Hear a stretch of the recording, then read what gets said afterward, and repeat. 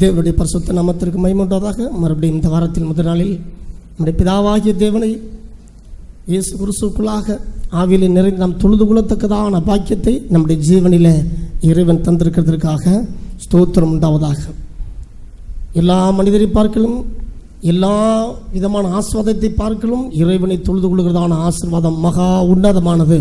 அப்படிப்பட்ட ஆசீர்வாதத்தை நம்முடைய வாழ்க்கையில் அவர் இந்த நாளிலும் நமக்கு அருளியிருக்கிறபடினாலே தேவாதி தேவனுக்கு மிகுந்த நன்றியுள்ள இருதயத்தோடு இறைவனை ஆராதிக்க தேவன் தாமே அனுக்கிரகம் செய்வாராக.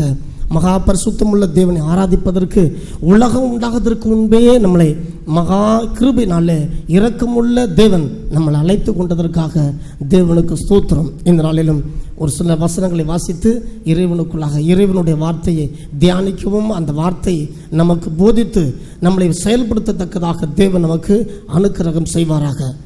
வேதத்தை எழுதின பரிசுத்த ஆவியானவர் தாமே வேதத்தை நமக்கு போதிக்கவும் நாம் கேட்கத்தக்கதாக தேவன் நமக்கு இரக்கம் உண்டாகட்டும். லூக்கா எழுதின சுவிசேஷம் 18வது அதிகாரம் 8வது வசனத்தை ஒருவர் வாசிக்கலாம்.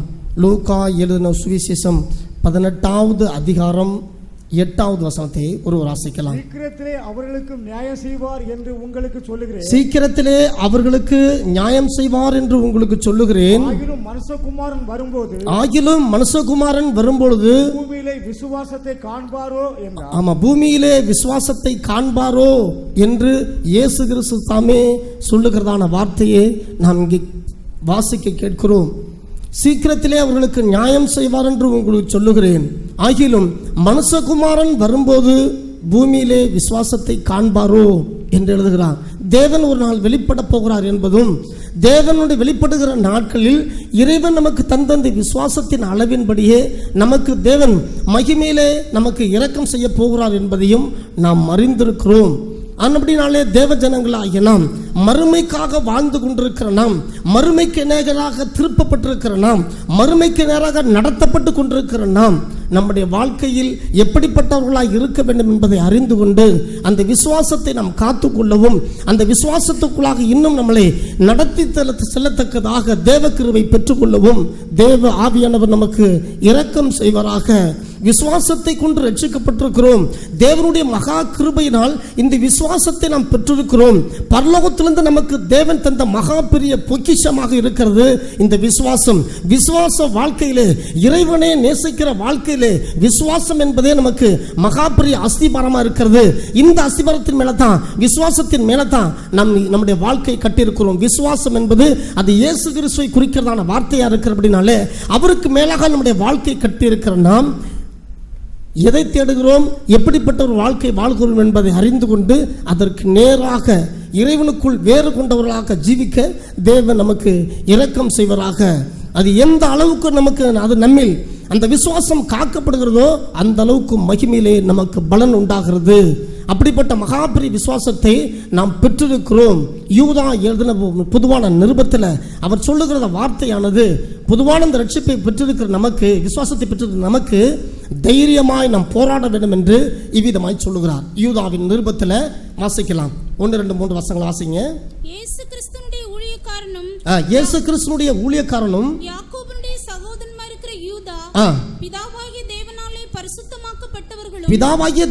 பரிசுத்தமாக்கப்பட்டவர்களும் இயேசு கிறிஸ்துவினாலே காக்கப்பட்டவர்களுமாகிய அழைக்கப்பட்டவர்களுக்கு எழுதுகிறதாவது உங்களுக்கு இரக்கமும் சமாதானமும் அன்பும் அன்பும் பெருக கடவது. பிரியமானவர்களே, பொதுவான ரட்சிப்பை குறித்து நான் உங்களுக்கு எழுதும்படி நான் மிகவும் கருத்துள்ளவனாய் இருக்கையில் பரிசுத்தவான்களுக்கு ஒரு விசை ஒப்புவிக்கப்பட்ட விசுவாசத்திற்காக நீங்கள் தைரியமாய் போராட வேண்டும் என்று உங்களுக்கு எழுதி உணர்த்துவது. ஆமா, தைரியமாய் எழுதி போராட வேண்டும் என்று உங்களுக்கு எழுதி உணர்த்துவது எனக்கு அவசியமாய் கண்டது என்று சொல்லுகிறார். மகா உன்னதமான விசுவாசத்தை நாம் அடைந்திருக்கிறோம். இந்த பூமியில் அதற்கு நிகரில்லாத ஒரு மகிமையை பரலோகத்திலிருந்து இறைவன் நமக்கு தந்திருக்கிறார். மிகப்பெரிய ஒரு பொக்கிஷத்தை நாம் அடைந்திருக்கிறோம். அந்த பொக்கிஷம் என்ன என்றால் அது விசுவாசம். தேவன் வெளிப்பட போகிற நாட்களில் நமக்கு கொடுக்கப்பட்டிருக்கிற விசுவாசத்தில் எந்த அளவுக்கு நாம் வளர்ந்திருக்கிறோமோ, எந்த அளவுக்கு நாம் வளர்ந்திருக்கிறோமோ, அந்த அளவுக்கே நமக்கு மறுமையிலே நமக்கு இடம் உண்டாகும் என்பதை நாம் அறிந்திருக்கிறோம். இறைவன் வெளிப்பட போகிற நாட்களில் அது நமக்கு அருளப்பட போகிறது. தேவ ஜனங்கள் ஆகிய நாம் இந்த மகாபெரிய பொக்கிஷத்தை அடைந்திருக்கிற நாம் எப்படிப்பட்ட ஜீவியத்தை உடையவர்களாக இருக்கிறோம் என்பதை நாம் அறிந்து கொண்டு நம்முடைய வாழ்க்கையில் இன்னும் இறைவன் நமக்கு தந்திருக்கிற விசுவாசத்தில் நிலைத்திருக்க தேவன் அனுக்கிரகம் செய்வராக. தேவன் வெளிப்பட போகிற நாட்களில் அநேகர் இந்த விசுவாசத்தை அநேகர் விட்டு விடுவார்கள் என்று இயேசு கிறிஸ்து தாமே இந்த வார்த்தையை சொல்லுகிறார். அதாவது தேவன் இந்த வாழ்க்கையில் மனுஷகுமாரன் வெளிப்படும் போது வரும்போது பூமியிலே விசுவாசத்தை காண்பாரோ, அப்படிப்பட்ட ஒரு கொடிதான ஒரு நாட்கள் வரப்போது, அப்படிப்பட்ட கொடிதான கஷ்டங்களும் நெருக்கங்களும் மனுஷனுக்கு வரப்போகிறது. அப்படிப்பட்ட மிகப்பெரிய அதாவது ஜீவிக்க முடியாத ஒரு சூழ்நிலை நம்முடைய வாழ்க்கையில் வரப்போகிறது, வரும். ஆனாலும் அந்த விசுவாசத்தில் நாம் நின்று கொண்டு, இந்த விசுவாசத்தில் நாம் நின்று இறைவனிடத்தில் நாம் சேர வேண்டும் என்பதற்காக அநேக பரிசுத்தவான்களை கொண்டு வேதம் நமக்கு வடிவமைக்கப்பட்டு நம்முடைய கரத்தில் தந்திருக்கிறபடினாலே அந்த விசுவாசத்தினுடைய வழியில் நடந்து செல்ல தேவன் நமக்கு அனுக்கிரகம் செய்வாராக. லூக்கா எழுதின சுவிசேஷம் 18வது அதிகாரம் 1ஆம் வசனத்திலிருந்து வாசிக்கிற பொழுது ஒரு அம்மா குறித்து இங்கே தேவன் எழுதுகிறார். என்ன சொல்றார் பாருங்களா? அநேகர் என்ன பண்ணுவாங்களா, ஏன் இந்த விசுவாசத்தை வழி போவாங்களா, ஜெபம் பண்ணி கொண்டே இருப்பாங்க. என்ன நடக்கும் பாருங்க, வாசிங்க. சோர்ந்து போகாமல் எப்பொழுதும் ஜெபம் பண்ண வேண்டும் என்பதை குறித்து அவர்களுக்கு ஒரு ஓமையை சொன்னார். பட்டணத்திலே ஒரு நியாயாதிபதி இருந்தான். தேவனுக்கு பயப்படாதவனும் மனுஷரை மதியாதவனுமாய் இருந்தான். ஆமா, அந்த நியாயாதிபதி தேவனுக்கு பயப்பட மாட்டான், மனுஷரை யாரையும் மதிக்க மாட்டான். அப்படி ஒரு தலங்கடம் முடிச்சவன். அந்த பட்டணத்திலே ஒரு விதவையும் இருந்தால் அவளிடத்தில் போய் எனக்கும் என் எதிராளிக்கு இருக்கிற காரியத்தில் எனக்கு நியாயம் செய்ய வேண்டும். அந்த அம்மா போய் அவளிடத்தில் போய் எனக்கும் என் எதிராளிக்கு இருக்கிற காரியத்தில் எனக்கு நியாயம் செய்ய வேண்டும் என்று விண்ணப்பம் பண்ணினாள். வெகு நாள் வரைக்கும் அவனுக்கு மனதில்லாதிருந்தது. நேற்று நாள் வரைக்கும் அந்த அம்மாவை வந்து ஒரு பொருட்டாவே என்னல அவன் சொல்ற சத்தம் தலையில ஏறவே இல்லை. நான் தேவனுக்கு பயப்படாமலும் மனுஷரை மதியாமலும் இருந்தோம். ஆமா, இந்த விதவை இருந்தோம் என்னை எப்பொழுதும் தொந்தரவு செய்கிறபடினால் இவள் அடிக்கடி வந்து என்னை அலட்டாதபடி இவளுக்கு நியாயம் செய்ய வேண்டும் என்று தனக்குள்ளே விதமாக அவளுக்கு நியாயம் செய்ய வேண்டும் என்று சொல்லிக் கொண்டான். பின்னும் கர்த்தர் அவர்களை நோக்கி அநீதியுள்ள அந்த நியாயாதிபதி சொன்னதை சிந்தித்து பாருங்கள். அந்தபடியே தேவன் தம்மை நோக்கி இரவும் பகலும் கூப்பிடுகிறவர்களாகிய தம்மால் தெரிந்து கொள்ளப்பட்டவர்களின் விஷயத்தில் அந்தபடியே தேவன் தம்மை நோக்கி இரவும் பகலும் கூப்பிடுகிறவர்களாகிய தம்மால் தெரிந்து கொள்ளப்பட்டவர்களின் விஷயத்தில் நீடிய பொறுமை உள்ளவராய் இருந்து அவளுக்கு நியாயம் செய்யாமல் இருப்பாரோ, சீக்கிரத்தில் அவளுக்கு நியாயம் செய்வார் என்று உங்களுக்கு சொல்லுகிறேன். போதும், சீக்கிரத்தில் அவர்களுக்கு நியாயம் செய்வார் என்று நான் உங்களுக்கு சொல்லுகிறேன். அநேகர் தேவனிடத்தில் விண்ணப்பம் பண்ணுகிறார்கள், ஜெபம் பண்ணுகிறார்கள். அந்த ஜெபம் கேட்காது, கர்த்தர் அந்த ஜெபத்தை கேட்டு அவர்களுக்கு செய்ய வேண்டும் என்று நீடிய பொறுமையா இருக்கையில் அநேகர் ஜெபத்தை என் தேவன் எனக்கு ஜெபத்தை கேட்கவில்லை, என் ஜெபத்தை தேவன் ஏற்றுக்கொள்ளவில்லை, என் ஜெபம் அவர்களுக்கு அருவருப்பாக இருக்கிறது போல நான் இத்தனை வருஷமா நான் ஜெபித்துக் கொண்டிருக்கிறேன், அது எனக்கு பதில் வரவே மாட்டேன் என்கிறதே என்பதை என்றாக தனக்குள் அறிந்து என் அநேகர் விசுவாசத்தை விட்டு வலிவி போவார்கள் என்று தேவன் சொல்லுகிறார். சீக்கிரத்தில் அவர்களுக்கு நியாயம் செய்வார் என்று உங்களுக்கு சொல்லுகிறேன். ஆகிலும் மனுஷகுமாரன் வரும் பொழுது பூமியிலே விசுவாசத்தை காண்பாரோ? தேவனுடைய பிள்ளைகளுக்கு இறைவன் வைத்திருக்கிற மகாபெரிய கிருபையை நாம் நன்றாக அறிந்து கொள்ள வேண்டும். அநேக தேவனுடைய பிள்ளைகள் நீண்ட நாளாய் நடு வருஷமாய் நான் ஜெபம் பண்ணி கொண்டிருக்கிறேன், என் ஜெபம் இறைவன் கேட்கவே மாட்டேன் என்கிறாரே என்று அநேகர் விசுவாசத்தை விட்டு வலிகி போவார்கள் என்று வேதம் சொல்லுகிறது. நேற்று ஒரு சகோதரி வந்தது, என்னிடத்தில் கேட்டது, அதனால பாவரிக்கை செய்யலாம், பாவரிக்கலாம் செஞ்சுக்கிட்டு இருக்கு, ஐயா நான் நகை போட்டுக்கலாமா என்று என்னிடத்தில் கேட்டது. எனக்கு திடீர்னு அதுக்கு கேட்ட கேள்வி எனக்கு ஆச்சரியமாக இருந்தது.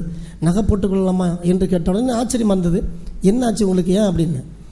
இல்லை, உங்களுக்கு அது மேலே ஆசை இருக்கா, நகை போடுறதுக்கு ஆசை இருக்கா? இல்லை. அப்புறம் ஏன் போடுறேன்னு ஆசைப்படுறீங்க அப்படின்னா ஒன்றும் சொல்கிறதுக்கு தெரியல. அது ஏன் விரும்புகிற, எதுக்கு செய்கிறேங்கிறது தெரியல. நான் சின்ன வயசுலேருந்து என்னத்துக்கு கஷ்டம் அப்படின்னா, சின்ன வயசுலேருந்து நான் கஷ்டத்தை அனுபவித்து கொண்டிருக்கேன். சரி, கஷ்டத்தை அனுபவித்து கொண்டிருந்தால் நகைப்பட்டால் சரியாயிருமா? ஆகாது. அப்புறம் எப்படி சரியாகும்? தேவன் சீக்கிரத்திலே உனக்கு நியாயம் செய்வார் என்று உனக்கு சொல்லுகிறேன். நான் சொன்ன அந்த வசனம், இந்த வார்த்தை தான் சொன்னேன். இத்தனை வருஷமாக கஷ்டத்தில் இருக்கிற, அழுதுகிட்டு இருக்கிற, ரைட், கர்த்தர் உன்னை சீக்கிரத்தில் நியாயம் தீர்ப்பார். உனக்கு சீக்கிரத்திலே உனக்கு நியாயம் உண்டாக்குவார், நீ செய்வார், ஒரு நிமிஷத்தில் அவளால் செய்ய முடியும் என்று சொன்னேன். நான் ஒரு காரியத்திற்காக 10 வருஷங்களுக்கு மேலாக நான் ஜெபம் பண்ணி கொண்டிருந்தேன். தேவன் அதை செய்தார். உடனே செய்ய வேண்டிய அவசியம் கிடையாது, உடனே செய்யணும்னு நமக்கு அவசியம் கிடையாது. தேவன் அவர் குறிக்கப்பட்ட நாட்களில் அதிரதின் காலத்தில் நேர்த்தியாய் செய்கிறவராக இருக்கிறார். தேவ ஜனங்களாகிய நாம் விசுவாசத்தை விட்டுவிடக்கூடாது. அந்த மாதிரி நெடுநாளாக ஜெபம் பண்ணி கொண்டே இருந்தார். ஒரு நாள் அந்த மனுஷன், நான் மனுஷனை மதிக்க மாட்டேன், தேவனை நான் மதிக்காதவன், அப்படிப்பட்ட இருக்கும்போது என்கிட்ட சும்மா தினமும் அந்த விதை என்று சொல்லிட்டே இருக்கிறாள். நான் அவளுக்கு நியாயம் செய்வேன் என்று அவன் தனக்குள்ளே சொல்லி கொண்டான் என்று இறைவன் சொல்லுகிறார். தேவன் சொல்லுகிற ஊமையெல்லாம், அதாவது அவர் கற்பனை கடவுள் அல்ல, அவர் கற்பனையில் வடிவமைக்கிறவர் அல்ல. ஆதி முதற்கொண்டு ஆதாமிலிருந்து எத்தனையோ மனுஷரை அவரை கண்டபடினாலே, எத்தனையோ மனுஷரை அவரை பார்த்தபடினாலே, ஒவ்வொரு மனுஷனும் என்னென்ன செய்யறாங்க என்பதை அறிந்திருந்து, அந்த மனுஷன் அவருடைய காலத்தில் இந்த பூமியில வருவதற்கு முன்பும் இந்த வந்த பின்பும் மனுஷனுடைய இருதயத்தை கண்டு மனுஷன் என்ன என்ன அவனுக்கு சொல்லப்படுகிறது என்பதை அறிந்து, அந்த மனுஷன் என்னென்னலாம் செஞ்சான் என்பதை இறைவன் அறிந்து நமக்கு அதை ஊமைகளாக தருகிறார். ஊமைகளாக சொல்லப்படுகிறது எல்லாம் அது கற்பனை, அவருடைய கற்பனையில் தோன்றினது அல்ல. உண்மையான தேவனாக இருக்கிறபடினாலே, அவர் உண்மையான தேவனாக இருக்கிறபடினாலே இந்த பூமியில் நடந்தவைகளையும், ஒவ்வொரு மனுஷனும் அவரிடத்தில் உறவாடின முறைமைகளையும், ஒவ்வொரு மனுஷர்களும் அவர் இந்த பூமியில் செய்த எல்லாவற்றையும் இறைவன் பார்த்திருந்தபடினாலே ஊமையாக அவைகளிலிருந்து நமக்கு எடுத்து சொல்லுகிறார். ஒரு அம்மா அந்த பட்டணத்தில், எந்த பட்டணம் அவர் இறைவன் சொல்லலை, ஊமையை சொல்லும் பொழுது ஒரு பட்டணத்திலிருந்து இறைவன் என்று ஆரம்பிக்கிறார். தேவ ஜனங்களாகிய நாம் நன்றாக அறிந்து கொள்ள வேண்டும். அநேகர் ஜெபம் பண்ணி பார்த்து என் ஜெபம் கேட்க மாட்டேன் என்கிறதுனாலே நான் கோயிலுக்கு வர மாட்டேன், என் ஜெபம் கேட்க மாட்டாங்கிறது என்கிறதுனாலே நான் வரமாட்டேன், நான் ஞானஸ்தானம் எடுக்க மாட்டேன், நான் பரிசாய் பெற மாட்டேன்.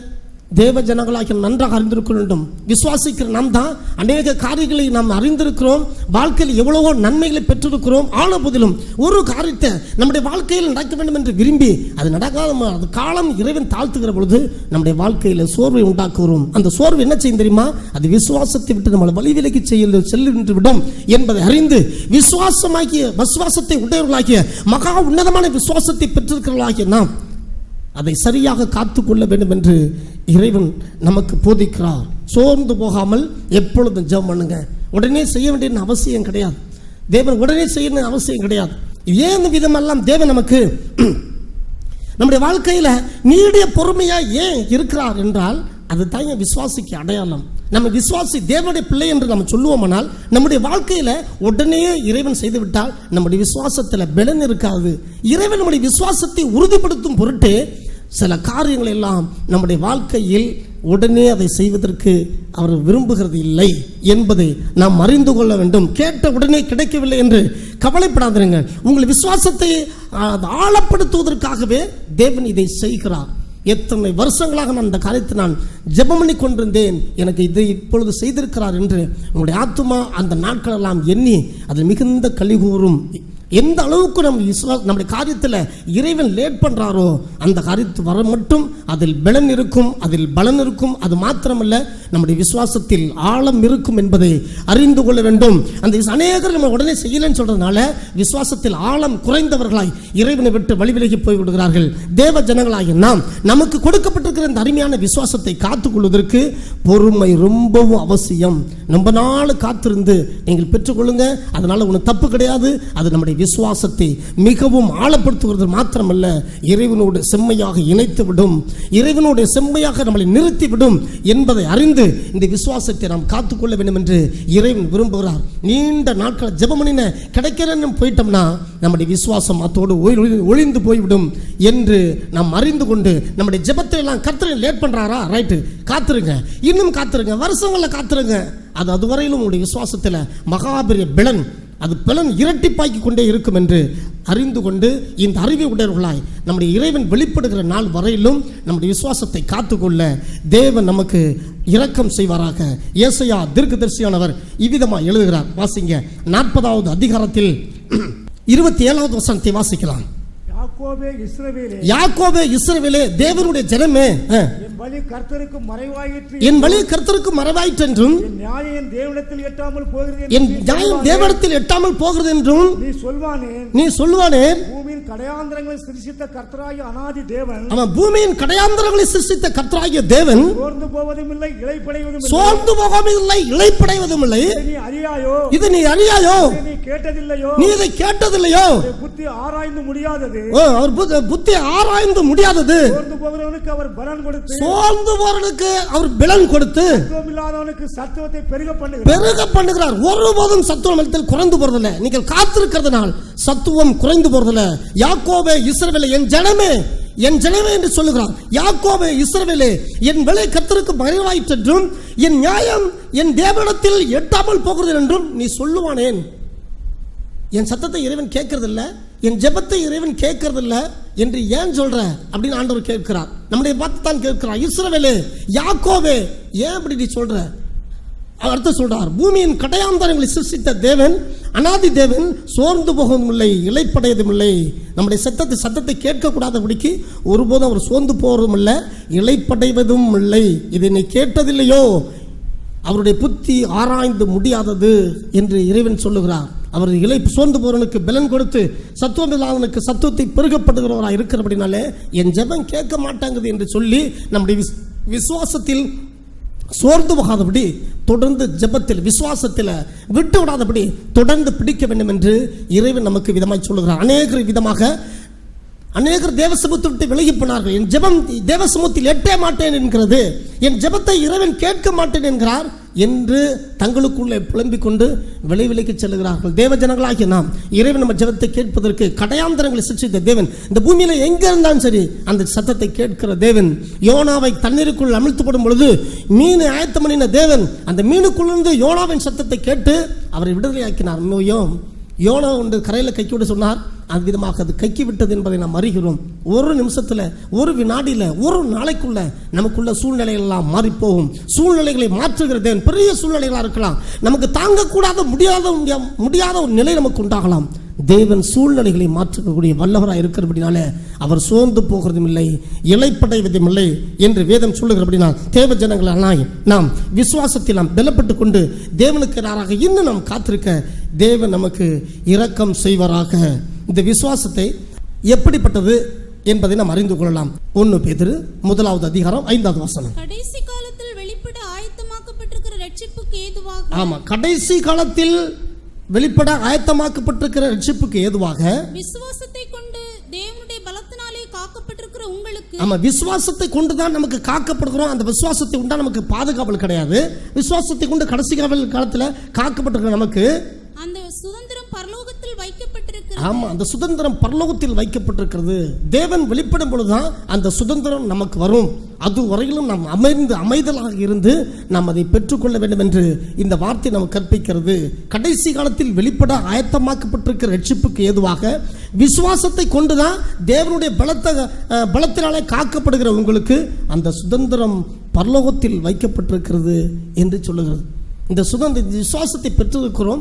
இந்த பெற்றிருக்கிற நாம் கடைசி நாட்கள் மட்டும் காத்திருக்கிறோம். அவர் விசுவாசத்தில் காத்திருக்கிறோம். இந்த காத்திருக்கிற நாட்களில் நாம் என்னத்தை தேட வேண்டும் என்று இறைவன் நமக்கு சொல்லுகிறார். பாருங்க, என்னத்தை தேடணும்? கடைசி காலத்தில் வெளிப்பட ஆயத்தமாக்கப்பட்டிருக்கிற ரட்சிப்புக்கு ஏதுவாக, அந்த கடைசி காலத்தில் இறைவன் நமக்கு வச்சிருக்கிற மகிமைக்கு ஏதுவாக இந்த பூமியில நம்ம என்னத்தை தேடணும் என்பதை நாம் அறிந்து கொள்ள வேண்டும். அநேகர் இந்த பூமியில விசுவாசத்தை பெற்றிருக்கிறோம், நல்ல மகிழ்ச்சியாக இருக்கிறோம், சந்தோஷமா இருக்கிறோம், நல்ல வசதி வாய்ப்பான ஒரு வாழ்க்கையை நம்ம தேடிக்கிட்டு நம்ம ஜீவிக்கிறோம் என்றும் ஆசைப்படுகிறோம். அந்த ஆசை சரிதானா என்பதை நாம் அறிந்து கொள்ள வேண்டும். அதாவது ரட்சிப்புக்குள்ள வர்றவர்களே நம்ம போராடுறோம். ரட்சிப்புக்குள்ள வந்த உடனே அந்த ரட்சிப்பை நமக்கு சாதகமாக பயன்படுத்த விரும்புகிறோம். அந்த ரட்சிப்பிலிருந்து நமக்கு இந்த பூமிக்குள்ள சகல சம்பூர்ணமும் நாம் அடைந்து கொள்ள வேண்டும் என்று விரும்புகிறோம். அந்த ரட்சிப்பு ஏன் கொடுக்கப்பட்டது தெரியுமா? கடைசி காலத்தில் வெளிப்பட போகிற நமக்கு மகிமைக்கு நமக்கு இந்த பூமியில விசுவாசத்துக்கு தந்திருக்கிறார். அந்த விசுவாசத்தில் நாம் என்னத்தை தேடணும்? மகிமையை தேட வேண்டும். அது எப்படி தேட வேண்டும் என்பதை நாம் அறிந்து கொண்டு தேவ ஜனங்களாகி நாம் நமக்கு கொடுக்கப்பட்டிருக்கிற இந்த விசுவாசத்தை இம்மைக்கு நேராக திருப்பி அதை நாம் குறைத்து போடாதபடி தேவன் வெளிப்படுகிற நாட்களில் நம்மிடத்தில் விசுவாசத்தை காணத்தக்கதாக நாம் ஜீவிக்க வேண்டும் என்று இறைவன் விதமாய் சொல்லுகிறார். எபிரேயர்கள் நிருபம் 11வது அதிகாரம் 15வது வசனத்தை வாசிங்க. அவங்க என்ன தேடுறாங்க பாருங்க. ஒரு கூட்டம் ஆபிரகாமினுடைய பிள்ளை ஆபிரகாமினுடைய குடும்பத்தார் எதை தேடுகிறார்கள்? விசுவாசம் மார்க்கத்தாரே, விசுவாசத்தின் தகப்பன் தான். அவர் என்னத்தை தேடுறார் பாருங்க, வாசிங்க. விட்டு வந்த தேசத்தை நினைத்தார்கள் ஆகில். ஆமா, அவருக்கு பூர்வத்தில் இருந்து அவங்க தேசத்தை விட்டு வந்தார்கள் ஆகில் அதற்கு திரும்பி போவதற்கு அவர்களுக்கு சமயம் கிடைத்திருக்குமே. ஆமா, திரும்பி போவதற்கு அவர்களுக்கு சமயம் கிடைத்திருக்குமே. அதையல்ல அதிலும் பரமதேசத்தையே விரும்பினார்கள். அதையல்ல, அதிலும் மேலான பரமதேசத்தையே விரும்பினார்கள். ஆகையால் தேவன் அவர்களுடைய தேவன் எனப்பட வெட்கப்படுகிறதில்லை. அவருக்கு ஒரு நகரத்தை ஆயத்தம் பண்ணினார். ஆமா, விசுவாசத்தை தந்திருக்கிற நமக்கு இறைவனுக்கு நேராக அந்த மெய்யான வழியில் நடந்தால் இறைவன் நமக்கென்று ஒரு ஆயத்தம் பண்ணி வைத்திருக்கிற அந்த பரம பட்டணத்துக்கு, பரம தேசத்திற்கு அழைத்து போவார் என்பதை நாம் நன்றாக அறிந்து கொள்ள வேண்டும். தேவ ஜனங்களாகிய நாம் ரட்சிப்பை பெற்றுக்கொண்டு அந்த ரட்சிப்பை இம்மைக்கு நேராக அதை பயன்படுத்த விரும்புகிறோம். கல்யாணம் பண்ணா உடனே என்ன பண்ணுறோம்? நல்ல எப்படிப்பட்டவர்களாக இருக்கும், எவ்வளோ கொடுப்பாங்க, எங்கே உள்ளவங்க, இப்போ அது வந்து இப்போ எல்லாம் இப்போ லேட்டஸ்ட் என்ன தெரியுங்களா? அவர் சபைக்கு போயிட்டுருக்கிறார். ஆர்சியாக இருந்தாலும் சரி, எங்கே இப்படி விட்டாலும் சரி, பொண்ணு மாப்பிள்ளை கேட்கறன்னா அவர் அங்கே ஒரு சபைக்கு போயிட்டுருக்கிறார், இங்கே ஒரு சபைக்கு போயிட்டுருக்கிறார். ரட்சிப்பை எந்த கேவலமாக பயன்படுத்துகிறார்கள் என்பதை அறிந்து தேவ ஜனங்களாகி நாம் கவனமாக இருந்து இம்மைக்குரியர்களை, இந்த ரட்சிப்பை பயன்படுத்தி இம்மைக்குரியர்களை விட்டு இறைவனை தேடும்படியாக நாம் திரும்ப வேண்டும் என்று இறைவனுடைய வார்த்தை நமக்கு சொல்லுகிறது.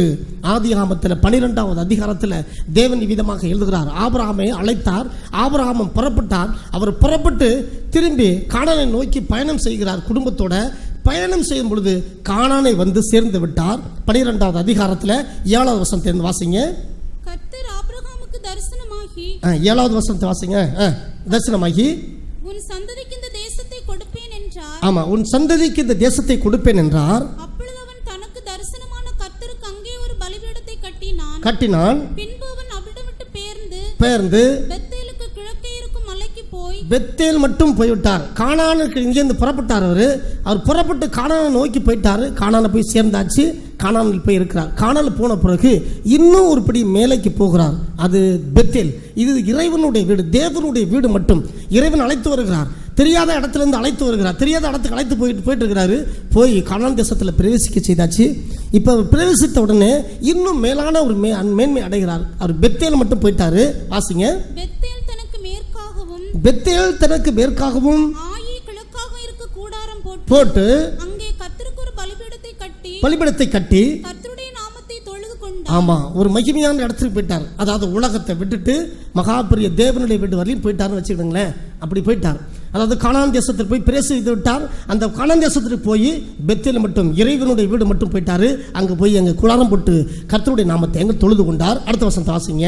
அதன் பின் ஆபிரகாம் புறப்பட்டு தெற்கே பிரயாணம் பண்ணி கொண்டு போனார். தெற்கே போற தேசம் கொஞ்சம் செழிமையா இருந்திருக்கும் போல தெரியுது.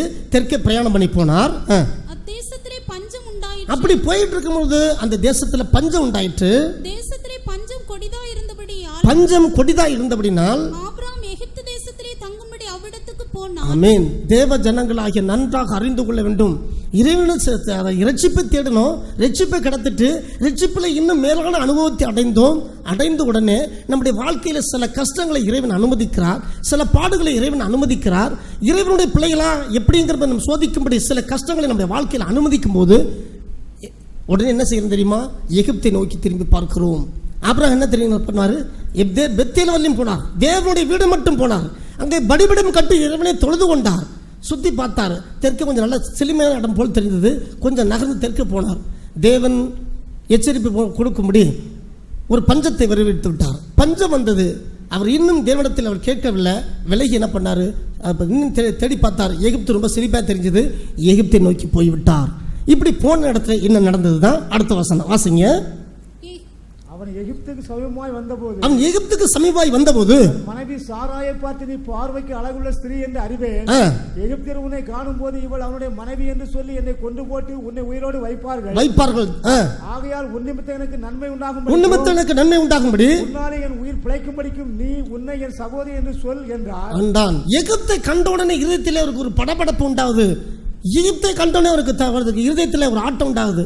உலகத்தை கண்டன தேவனுடைய பிள்ளைகளாகி நாம் உலகத்துக்குள் போவதற்கு முன்பே தேவன் நமக்கு ஒரு அசைவை உண்டாக்குறார் இருதயத்தில், போகாத என்று. ஆனாலும் கேட்கறதுல நம்ம போகிறோம். எவ்வளவு அனுபவம் இருந்தாலும் உலகத்தை நோக்கி பார்க்கும்போது கொஞ்சம் செழுமையை தான் தெரியும். எகிப்தை திரும்பி பார்த்தாரு, கொஞ்சம் செழுமையாக தெரிஞ்சது. எகிப்துக்கு போனார். எகிப்துக்கு போகிறதுக்கு முன்னால் ஆண்டவர் இதயத்தில் ஒரு ஆட்டத்தை கொடுக்குறார். என்ன சொல்கிறார்? மனைவி பார்த்து, நீ அழகுள்ள ஸ்திரீ என்று அறிவேன், உன் நிமித்தம் எனக்கு தேவை கிடைக்க வேணும், உன்னை வச்சுட்டு என்னை கொண்டு போட்டுவாங்க, அப்படின்னா உன் சகோதரன் என்று என்னை பார்த்து நீ சொல்லணும் என்று அங்கே சொல்லுகிறார். சொல்லிட்டு அங்கே போனாங்க. அந்த நடந்தது என்ன? அந்த சாராளை கொண்டு போயிட்டாங்க. கொண்டு போனவர் இவர் தனியாக இருக்கிறார். இப்படி கொண்டிருக்கிற இடத்துல கர்த்தர் அவரை பாதுகாத்து வெளியில் கொண்டு வந்து விடுகிறார் என்பதை அறிகிறோம். தேவ ஜனங்களாகிய நாம் ஆதி பரிசுத்தவான்களுக்கு, இறைவனுடைய அடிச்சூட்டுகளுக்கு நடக்கிறவர்களுக்கு அப்படிப்பட்ட சறுக்கு நமக்கு வருமானால் நமக்கும் வரும்.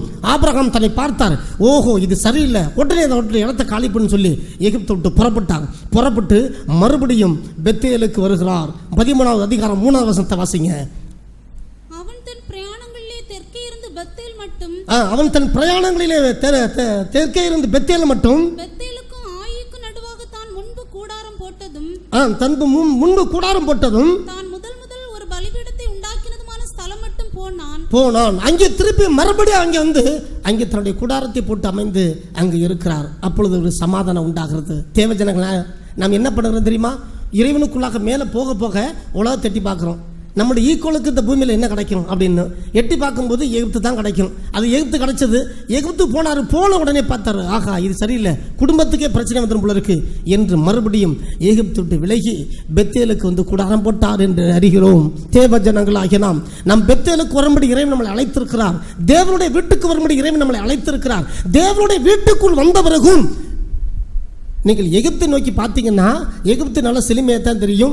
எகிப்து உங்களை வான்னு கூப்பிடும். போனால் குடும்பத்தில் மகாபெரிய குழப்பத்தை உண்டாக்கும் என்பதை அறிந்து கொள்ள வேண்டும். எகிப்து எங்கே வருகிறதோ, எகிப்து எந்த குடும்பத்தில் இருக்கிறதோ அந்த குடும்பத்திலே எல்லாம் பிரச்சனை தான். நீங்கள் தேவனுடைய வீட்டிலிருந்து புறப்பட்டவர்கள், நீங்கள் தேவனுடைய வீட்டுக்கு என்று அழைக்கப்பட்டவர்கள், தேவனுடைய வீட்டில் நீங்கள் வாசமாயிருக்கும்படி நீங்கள் உங்களை இறைவன் தெரிந்து கொண்டார். தெரிந்து கொள்ளப்பட்டவர்களாக இருக்கிறபடினாலே ஆபிரகாமின் சந்ததிகளாகிய நமக்கு நம்மளை பெத்தேலில் கொண்டு வைத்து அழகு பார்க்க வேண்டும் என்று விரும்பின தேவன் தான். நீங்கள் எகிப்தை பார்த்தோம்னா எகிப்து நம்மளை அழைக்கும். எகிப்தை நம்ம பார்த்தோம்னா கூப்பிடும்.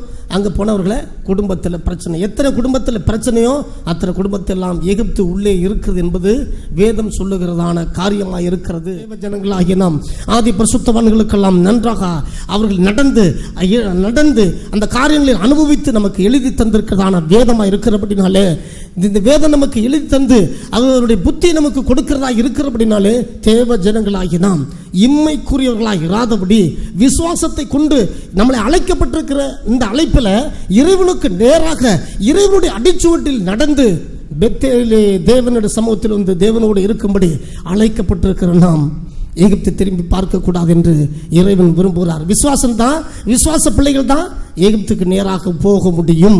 போனா அநேக பிரச்சனைகள். அந்த எகிப்து பிரச்சனை தான் தெரியுது. அந்த எகிப்தில் தான் மிகப்பெரிய சஹாரா பாலைவனம் என்று ஒன்று உண்டு. உலகம் செழிப்பாக தான் தெரியும். அந்த செழிப்பில் உள்ள மிகப்பெரிய ஆழம், மிகப்பெரிய வருத்தம், மிகப்பெரிய கலக்கம், மிகப்பெரிய பாதாளம் அங்கே தான் இருக்கிறது. ஆனபடினால் தேவ ஜனங்களாகி நாம் விசுவாசத்தை காத்து கொண்டு எத்தனை நாளாக இருந்தாலும் சரி, எத்தனை வருஷமாக இருந்தாலும் சரி, இறைவனுடைய விசுவாசத்தை நாம் பற்றி கொண்டு அப்படி அடிச்சுவடியில் நடக்க வேண்டும் என்று இறைவன் நம்மளை விரும்பி அழைத்திருக்கிறார். அப்படினால் பூமியிலே தேவன் வெளிப்படும் பொழுது, மனுஷகுமாரன் வெளிப்படும் போது விசுவாசத்தை காண்பாரோ. பெத்தேலுக்கு வந்திருக்கிற தேவ ஜனங்களாகிய நாம் இறைவன் நம்மளுக்கு வைத்திருக்கிற மகாபெரிய ஆசீர்வாதத்தை நன்றாக அனுபவிக்கத்தக்கதாக தேவன் அவருடைய விசுவாசத்தை பற்றி கொண்டிருப்போம். அதுவே தேவன் நமக்கு தருகிறதான மகாபெரிய பாக்கியம் என்று இறைவனுடைய வார்த்தையை நமக்கு கற்பிக்கிறது. 1 பேதுரு 1வது அதிகாரம் 6வது வசனத்தை வாசிக்கலாம். இந்த விசுவாச வாழ்க்கையில மிகப்பெரிய சந்தோஷம். யாருக்கு சந்தோஷம் இல்லாம அல்ல, எல்லா பேருக்கும் சந்தோஷம். எல்லாருக்கும் சந்தோஷமா தான் இருக்கிறோம். இருந்தாலும் துன்பப்பட வேண்டியது அவசியமானதால் இப்பொழுது கொஞ்ச காலம் பலவிதமான சோதனைகளாலே துக்கப்படுகிறீர்கள். ஆமா, இப்பொழுது கொஞ்ச காலம் பலவிதமான சோதனைகளாலே நீங்கள் துக்கப்படுகிறீர்கள். தேவ ஜனங்களாகிய நாம் விசுவாசத்தில் அழைக்கப்பட்டோம். விசுவாச வழியா சரியா காத்துக்கொள்ள வேண்டும். இறைவன் நம்மளை பெத்தேலுக்கு கொண்டு வந்து சேர்த்திருக்கிறார். இங்கே வேற பக்கம் திரும்பி பார்க்காதீங்க. பெத்தலை பார்த்து பெத்தலை பத்திரமா பிடித்து கொள்வோம். இந்த பெத்தலிலே மகாபெரிய இங்கே தேவனுடைய வீடாக இருக்கிற அப்படின்னாலே சகல விதமான நன்மையும் இங்கே உண்டு. இங்கே வெளியே பார்க்குறவங்க இல்லை எகிப்தை பார்க்குறவங்க அங்கே நிற்க முடியாது, அது கஷ்டம். ஆனபடினாலே எகிப்து கொண்டு வந்திருக்கிற தேவன், எகிப்திலிருந்து கொண்டு வந்திருக்கிற தேவன், இந்த பெத்தலில் கொண்டு வந்திருக்கிற தேவன், எகிப்திலிருந்து விடுதலையாக்கிற பெத்தலை கொண்டு வந்திருக்கிற தேவன் மறுபடியும் எகிப்தில் பார்க்க வேண்டாம், மறுபடியும் எகிப்தை பார்க்க வேண்டாம். அது சிலுமையாக இருக்கிறது போல தான் தெரியும்.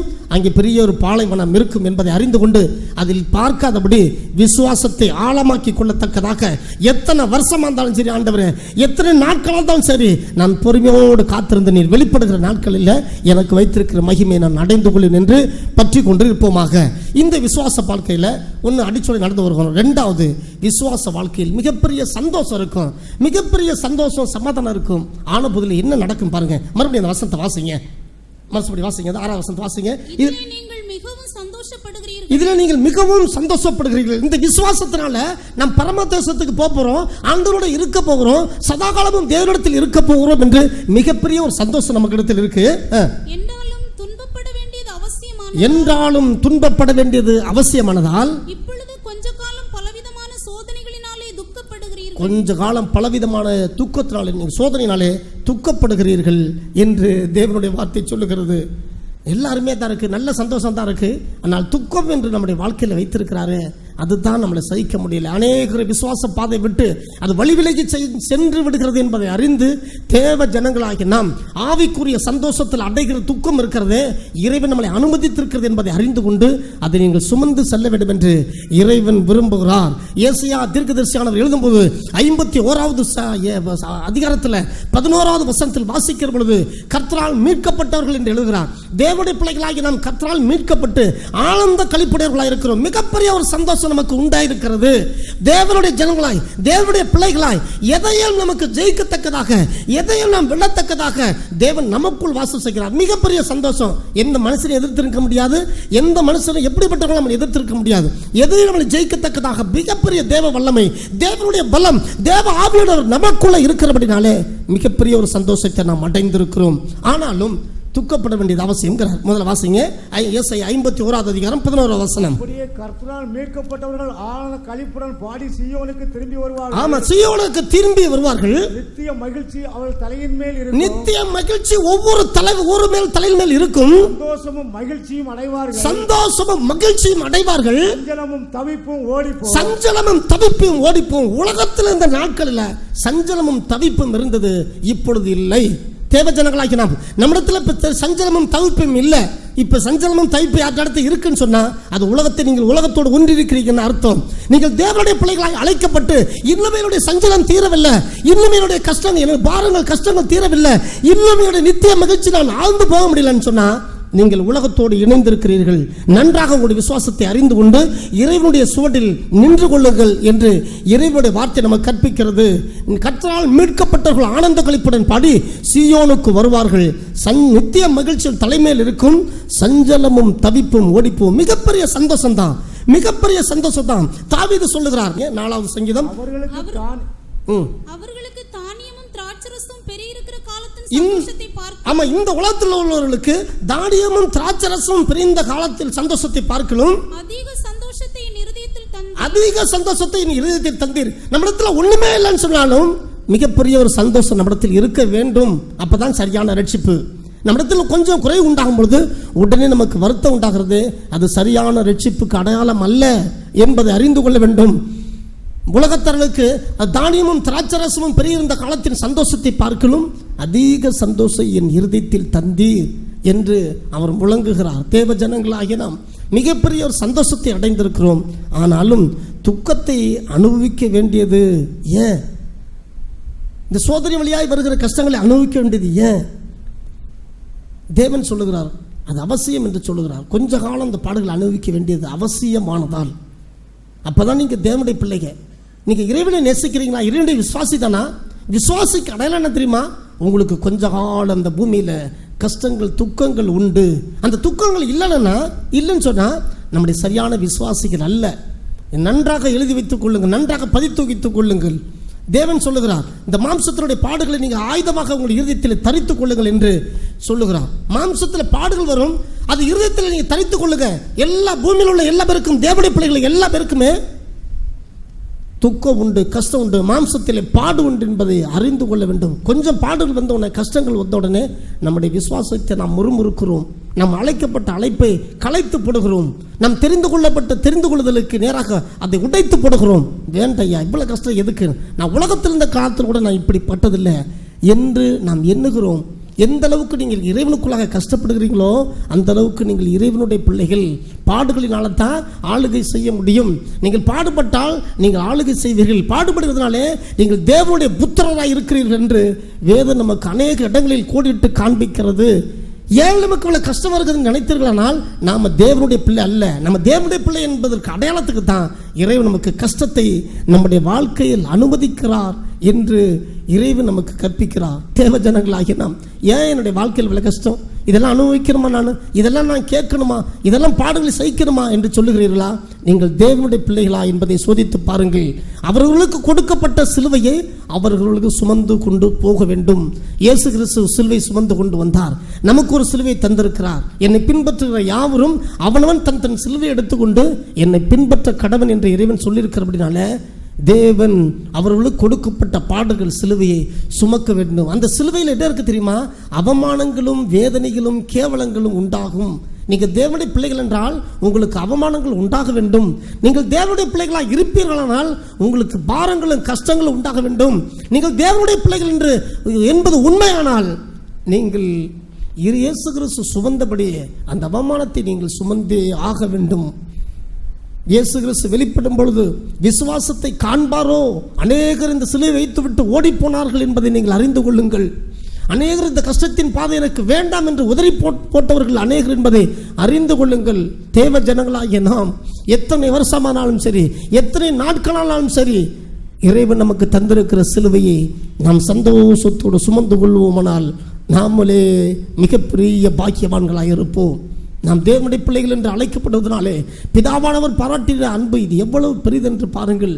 அவ்வளவு பெரிய மகிமையை நாம் பெற வேண்டுமானால் கண்டிப்பா இறைவன் நமக்கு தந்திருக்கிற அந்த சிலுவை நாம் சுமக்கத்தான் வேண்டும். அநேகர் இந்த சிலுவை எனக்கு வேண்டாயா என்று ஓடி போகிறார்கள். தேவனுடைய பிள்ளைகளாகிய நாம் நன்றாக அறிந்திருக்க வேண்டும். 1 கொரிந்தியர் 1:18 வசனத்தில் வாசிக்கிற பொழுது சிலுவையை பற்றிய உபதேசத்தை இங்கு விதமாய் சொல்லுகிறார். வாசிங்க. சிலுவை பற்றிய உபதேசம் கெட்டு போகிறவர்களுக்கு பைத்தியமா இருக்கு. அநேகர் கெட்டு போறவர்களுக்கு பைத்தியமா இருக்கு. அநேகர் கெட்டும் போயிட்டாங்க. இந்த சிலுவை எனக்கு வேண்டாயா, இந்த பாடுகள் எனக்கு ஏன், இறைவனை பின்பற்றினபடினால் எனக்கு எந்த அவமானங்களை நான் சுமப்பேனோ எனக்கு தேவையில்லை, இப்படிப்பட்ட எனக்கு வாழ்க்கை வேண்டாம் என்று ரகசியமா சிலுவை வச்சுட்டு ஓடிட்டாங்க. அநேகர் சிலுவையை போட்டுட்டு ஓடிட்டாங்க. இறைவன் நம்மளை அழைத்திருக்கிறார். நம்முடைய சிலுவை நாமளே சுமந்து கொண்டு இறைவனுடைய பாதப்படியை சேரும்படி, இறைவனுடைய அடிச்சுவடிகளை தேடும்படி இறைவன் நம்மளை தேவ சமூகத்தில் கொண்டு வந்து சேர்த்திருக்கிறார் என்பதை அறிந்து கொண்டு தேவ ஜனங்களாகிய நாம் இறைவனை பற்றி கொள்ள வேண்டும். சிலுவை பற்றி உபதேசம் அது கெட்டு போறவர்களுக்கு பைத்தியமா இருக்கிறது. நமக்கோ அது தேவ பலனா இருக்கிறது. ரட்சிக்கப்படுகிற நமக்கோ அது தேவ பலனா இருக்கிறது. மகாபெரிய தேவன் சிலுவை சுமந்து கொண்டு அந்த பூமியில தன்னை ஒரு சின்ன மனுஷனாக மாற்றிக்கொண்டு இந்த பூமியில வந்து நமக்கு முன்பாக துணியெல்லாம் இல்லாம சரி இடுப்புல ஒரு சிங்கிள் துணியை மட்டும் கட்டி சிலுவையில் தொங்கினார். அதற்கு முன்பாக வாரினால் அடிக்கப்பட்டு சிலுவை சுமந்து கொண்டார் போனார். அவர் எவ்வளவோ அவர் அவமானப்படலாம், நாம் அவமானப்படக்கூடாது என்று நாம் நினைத்தோமானால் சிலுவை பற்றிய உபதேசத்தில் நாம் இல்லை. சிலுவை பற்றிய உபதேசத்துக்கு நாம் தூரமாக இருக்கிறோம். சிலுவை பற்றிய உபதேசத்தை நாம் அருவருக்கிறோம் என்று அறிந்து கொண்டு தேவ ஜனங்களாகிய நாம் இறைவன் நமக்கு தந்திருக்கிற அந்த பாடுகளில் இறைவன் நமக்கு வைத்திருக்கிற மகாபெரிய மகிமையை அடைவதற்கு, இறைவன் வெளிப்படுகிற நாளில் அந்த மகிமையை நாம் பெற்றுக்கொள்வதற்கு, இந்த விசுவாசத்தை நாம் காத்துக்கொள்வதற்கு சிலுவையை சுமந்தே ஆக வேண்டும். மனுஷகுமாரன் வெளிப்படும் பொழுது பூமியிலே விசுவாசத்தை காண்பாரோ? தேவனுடைய பிள்ளைகளாகிய நாம் உலகத்துக்கு போயிடாம அவருடைய விசுவாசத்தை நாம் பற்றி கொண்டு தேவ ஜனங்களாகி நாம் நமக்கு கொடுக்கப்பட்டிருக்கிற சிலுவையை சுமந்து கொள்ளுகிறவர்கள் எவர்களோ அவர்கள் எல்லாரும் இயேசு கிறிஸ்து வெளிப்படுகிற நாட்களில் அந்த நாட்களில் அவர்கள் மகிமையை அடைவார்கள் என்று வேதம் நமக்கு மிகவும் ஆழமாக காண்பிக்கிற அப்படின்னால கொஞ்ச காலம் பாட நம்பிக்கிற நம்மளை சீர்படுத்தி சிறப்படுத்தி தேவன் மகிமையிலே நிறைநிறுத்த போகிறார். அதற்காக அந்த பூமியில் சரீரத்தில் உங்களுக்கு கஷ்டமா, இல்லை குடும்பத்தில் கஷ்டமா, எந்த விதத்தில் உங்களுக்கு கஷ்டம் வருதோ அந்த இடத்துல எல்லாம் கர்த்தர் உங்களை பரிசுத்தமாக்க விரும்புகிறார். சரீரத்தில் கஷ்டம் வருதா, சரீரத்தில் பரிசுத்தமாக்குறார். இன்னும் குடும்பத்தில் கஷ்டமா, குடும்பத்தை உங்களை பரிசுத்தமாக்க விரும்புகிறார். இன்னும் இப்போ சுற்றில ஆட்கள் மத்தியில் நம்ம கஷ்டமா, அந்த இடத்துல அவர்கள் அங்கே அந்த மாதிரியான சூழ்நிலையில் உங்களை பரிசுத்தமாக்க விரும்புகிறார். தேவன் எந்தெந்த இடத்துல உங்களுக்கு கஷ்டம் வருது, எந்தெந்த இடத்துல நீங்கள் சிலுவை உங்களுக்கு கஷ்டமாக தெரியுது, அந்த இடத்துல எல்லாம் உங்களை பரிசுத்தமாக்குகிறதான சிலுவை உங்கள் மேல் இருக்கிறது என்பதை நீங்கள் அறிந்து கொண்டு அந்தந்த இடத்துக்கு நீங்கள் கீழ்ப்படிங்க. அந்தந்த இடத்துல நீங்கள் இந்த சிலுவை பற்றிய உபதேசத்துக்கு நீங்கள் ஆழமாக தங்களை ஒப்பு கொடுங்கள். அந்த சிலுவை உங்களை சுமந்து கொண்டு வரும். நீங்கள் சுமக்க வேண்டாம், சிலுவை உங்களை சுமந்து கொண்டு வரும். கர்த்தருடைய நாளில் மகா பெரிய மேன்மைக்கு நாம் பாத்திரவான்களாய் விளங்குவோம் என்று வேதம் சொல்லுகிறது. ஆனால் அப்படி நான் தேவ ஜனங்களாகி நாம் இந்த சிலுவை எனக்கு வேண்டாம் ஐயா, இந்த கஷ்டம் எனக்கு வேண்டான்னு சொல்ல வேண்டாம். கஷ்டத்தை தருகிற மத்தியில் ஜெபம் ஒன்று வேண்டும் என்று வேதம் நமக்கு கற்பிக்கிறது.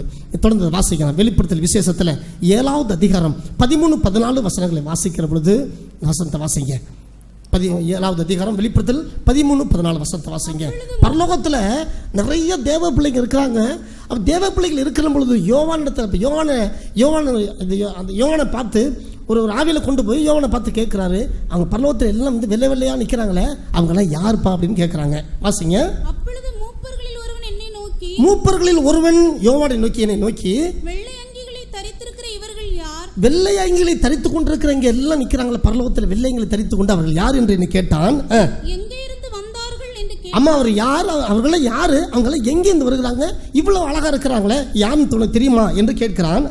அதற்கு நான், ஆண்டவனே அது உமக்கே தெரியும் என்றேன். ஆமா ஆண்டவரே அது எனக்கு தெரியாது உமக்கே தெரியும், ஆண்டவனே அது எனக்கு தெரியாது உமக்கே தெரியும் என்றேன். அப்பொழுது அவன், இவர்கள் மிகுந்த உபத்திரவத்திலிருந்து வந்தவர்கள். அப்பொழுது அவன் சொல்லுகிறான், இவர்கள் மிகுந்த உபத்திரவத்திலிருந்து வந்தவர்கள், இவர்கள் தங்கள் அங்கிகளை ஆட்டுக்குட்டியானவருடைய இரத்தத்திலே தோய்த்து வெளுத்தவர்கள், ஆட்டுக்குட்டியானுடைய இரத்தத்தில் தோய்த்து வெளுத்தவர்கள், மிகுந்த உபத்திரத்திலிருந்து வந்தவர்கள். பரலோக ராஜ்யம் யாரா வளைக்கிறது தெரியுமா? யாருக்கு ஆயத்தப்பட்டிருக்கு தெரியுமா? தம்முடைய நாமத்திற்காக, இயேசு கிறிஸ்துவினுடைய நாமத்திற்காக இந்த பூமியில மிகுந்த உபத்திரத்தை அடையவர்கள் இருக்கிறதா? அங்க பரலோகம் திறந்து வைக்கப்பட்டிருக்கிறது. சுகமா இந்த பூமியில் எல்லாவற்றையும் அனுபவிச்சுக்கிட்டு மகிமையில ஒரு நல்ல இடத்துக்கு போகணும் அப்படின்னு நினைக்கிறது அது சரியான நினைப்பல்ல. அது தேவனுடைய வார்த்தைக்கு புறம்பானது என்பதை அறிந்து கொள்ள வேண்டும்.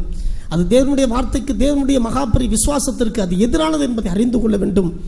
மிகுந்த உபத்திரவங்கள் தான் பரலோகத்தில் இருக்கிறாங்க. அவர்களுடைய மிகப்பெரிய அவர்கள் வெள்ளையங்களை தெரிந்து கொண்டிருக்கிறாங்க. அவங்களாம் ஆட்டுக்குட்டியானவருடைய இடத்துல அந்த பூமியில் இருக்கும்பொழுது தங்களை பரிசுத்தமாக்கி, தங்களை பாவரிக்கை செய்து பரிசுத்தமாக்கி கொண்டவர்கள் தான் பரலோகத்தில் அங்கு தேவனோடு இருக்கிறார்கள் என்று வேதம் நமக்கு கற்பிக்கிறது. தேவ ஜனங்களாகிய நாம் இப்படிப்பட்ட மகிமைக்கு அழைக்கப்பட்டிருக்கிற நாம இந்த பூமியிலே உபத்திரவங்கள் உண்டு, சோதனைகள் உண்டு, கஷ்டங்கள் உண்டு. அது எந்த இடத்துல வருதோ தெரியல. அது சரீரத்தில் வந்தாலும் சரி, அது குடும்பத்தில் வந்தாலும் சரி, அது யார் மூலியமாக இருந்தாலும் சரி, அந்த இடத்துக்கு தகுந்த மாதிரி நம்மளை பரிசுத்தமாக்குகிறார் என்பதை அறிந்து கொண்டு தேவ ஜனங்களாகிய நாம் இறைவனுக்கு நேராக இன்னும் நம்மளை சீர்தூக்கி, இறைவன் நமக்கு தந்திருக்கிற விசுவாசம் இது எந்த அளவுக்கு இத்தனை வருஷ காலத்தில் வளர்ந்திருக்குது என்பதை அறிந்து கொண்டு நாம் ரட்சிப்பை பெற்று 10-20 வருஷம் ஆயிட்டு, 30 வருஷம் ஆயிட்டு, 40 வருஷம் ஆயிட்டு என்று சொல்லாதபடி அந்த வருஷத்துக்கு எதுவாக எந்த அளவுக்கு பலன் நம்மிடத்தில் உண்டாயிருக்கிறது என்பதை அறிந்து அதற்கு நேராக நம்மளை திருப்புவோம். இறைவனை மிகுந்த உபத்திரவத்தில் உள்ளவர்களை இறைவன் சேர்த்துக்கொண்டு பரலோகத்தில் அவர் வைத்திருக்கிறார் என்று இறைவன் சொல்லுகிறார். அங்கே வாசிங்க. அதை தொடர்ந்து வாசிக்கும் போது வெளிப்படுத்தல 21வது அதிகாரத்தில் 3வது வசனத்திலிருந்து வாசிங்க. பரலோகத்திலிருந்து உண்டான ஒரு பெரும் சத்தத்தை கேட்டேன். பரலோகத்திலிருந்து உண்டான ஒரு பெரும் சத்தத்தை கேட்டேன். மனுஷனிடத்தில் தேவனுடைய வாசஸ்தலம் இருக்கிறது. ஆமா, இங்க இருந்து போன இந்த மிகுந்த உபத்திரத்துல கஷ்டப்பட்டு இந்த உபத்திரத்திலிருந்து கடந்து போன பரலோகத்துக்கு போன இதோ அந்த மனுஷர் மத்தியில் தேவனுடைய வாசஸ்தலம் இருக்கிறது. அவர் வாசமாய் இருப்பார். அப்படிப்பட்ட இடத்தில் தான் தேவன் வாசமாய் இருப்பார். அவர்களும் அவருடைய ஜனங்களாய் இருப்பார்கள். தேவன் தாமே அவரோடு கூட இருந்து அவருடைய தேவனாய் இருப்பார். தேவனும் அவரோடு கூட இருந்து, தேவன் தாமே அவரோடு இருந்து அவருடைய தேவனாய் இருப்பார். அடுத்த வசனம், அவருடைய கண்ணீர் யாவையும் தேவன் துடைப்பார். ஆமென். இந்த பூமியில நீங்க கண்ணீர் விட்டா தான் இறைவன் அங்க கண்ணீர் துடைப்பார். அது கண்ணீர் துடைக்கப்படுகிற இடம். அந்த மகிமை எப்படிப்பட்ட இடம் தெரியுமா? இந்த பூமியில எவ்வளவு நம்ம கண்ணீர் சிந்து அழுகிறோமோ, எவ்வளவு கஷ்டப்படுகிறோமோ, அந்த கஷ்டத்தை எல்லாம் மகிமையிலே நிறைவாக்குகிற தேவன் நம்முடைய கண்ணீரை துடைக்கக்கூடிய இடம்தான் அது. ஆனபடினாலே இந்த பூமியில் எவ்வளவு கஷ்டம் வரும், எவ்வளவு பாடுகள் வரும், அது எல்லாம் மகிமையிலே துடைக்கப்படும்.